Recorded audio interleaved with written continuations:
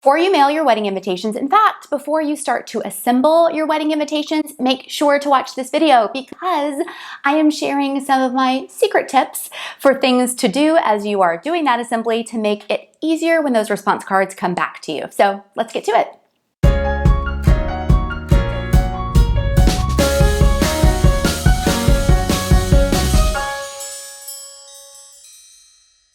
Hello and welcome back to my YouTube channel, Hitched Academy. My name is Kimberly Rhodes and I'm a professional wedding planner. I have been since 2011, but I am new to YouTube. So I would love for you to hit that subscribe button and ring the bell to be notified when new videos are released. I am sharing some of my best tips and tricks so you can plan your own wedding like a pro. And if you saw my video last week, I was talking all about wedding RSVPs and more specifically, what information you need on that response card so you get the right information back from your guests when they mail it in.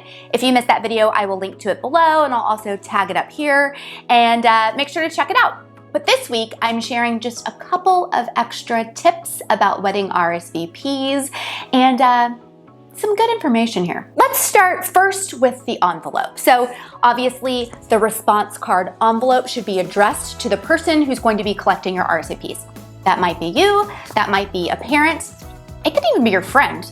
For our clients, they're mailing them back to us. As their planner, we're doing that for them. But whoever is tracking all of the guest responses, that's whose address should be on that envelope. Very straightforward.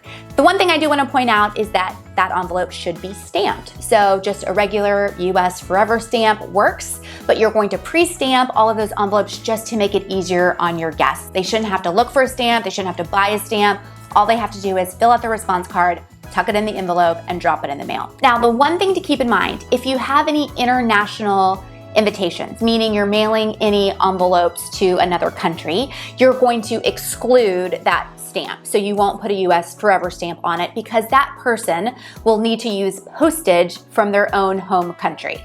So if they're mailing this envelope from Europe, they're not going to recognize the US postage. So you'll just leave that blank, but just keep that in mind for international invitations. Your US postage stamp is not going to work for them to return it to you. Now, the other trick that I have to share, and we do this with all of our invitations, and it is a huge help. You would be surprised, but sometimes guests don't fill out their response card correctly. In fact, I have one here that literally we got mailed back to our office. If you can see that, it looks like two people are coming. But I don't know who they are because they didn't write their name.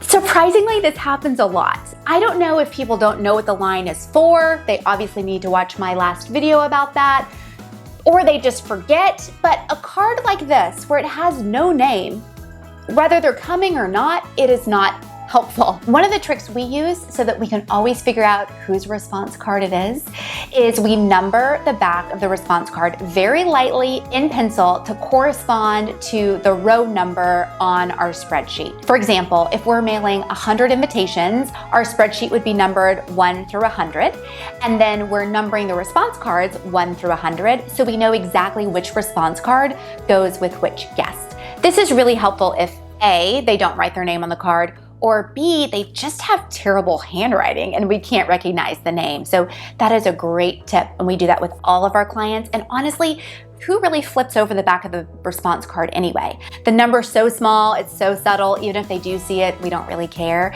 But it really is helpful when those response cards come back when the one or two people don't know how to fill it out.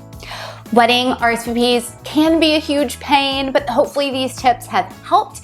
And next week, I'm going to talk more about the response card and what to do when someone responds not how you expected. Thanks so much for watching, and I will see you guys soon.